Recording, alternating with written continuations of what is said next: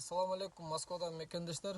Мен да төмендегі такси темасын улай такса блогер жана блогерлерге бираз кайрылууну туура көрдүм.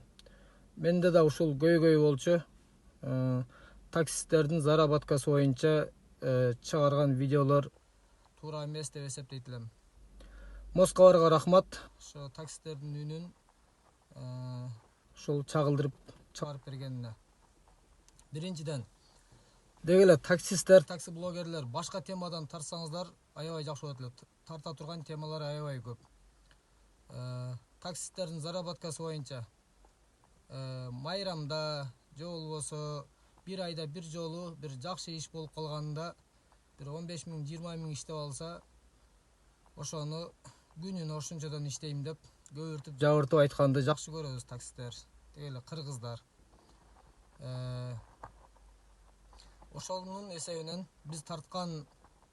биз айткан цифраларды сразу 30га көбөйтөт дагы. Таксисттер ушундай аябай көп акча иштеп атыптыр, значит буларга ушундай кылыш керек, буларга чара көрүш керек, булардын дагы эмнесин кыйындатыш керек, налог төлөтүш керек деген сыяктуу. Мисалы мынабу эң эле маселе, мына самозанятыйды азыр милдеттендирген атат. Эгер милдеттендирген болсо, самозанятыйда жылына 2 миллион 400 гана иштей аласың. Андан эгер ошого жеткенден кийин болду, дальше сен иштей албайсың.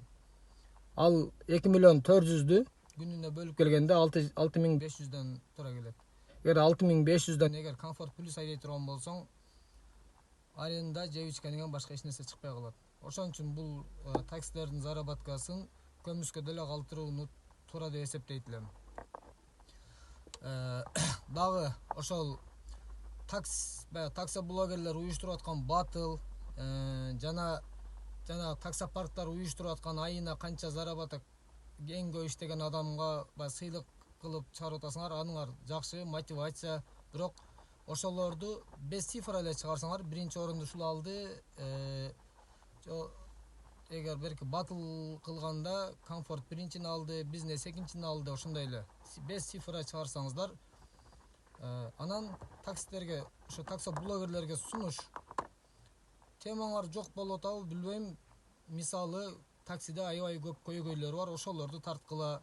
Фалькон камералар остановкада канча секунд турганга положено.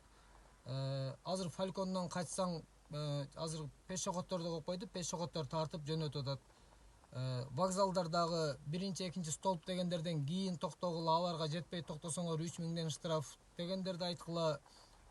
Дегеле новичоктор аябай көп. Новичоктор билбеген тема аябай көп. Эгер тема таппай атсаңыздар, мага жазгыла, мен тема таап берейин. Албетте бул тамаша. Анан акырында мына таксис, мен өзүм 4-5 жылдан бери такси айдайм. Таксистерге да бир кайрылуу. Автобусный полоса менен скоростной полосада темселеп телефон чукулаганды токтотойлу. Себеби ал полосаларда шашылгандар жүрөт. Ошол полосаларды кое берип, бираз өз жоопкерчиликтүүрөөк болойлу. Ассаламу алейкум, көңүл бурганыңыздарга чоң рахмат.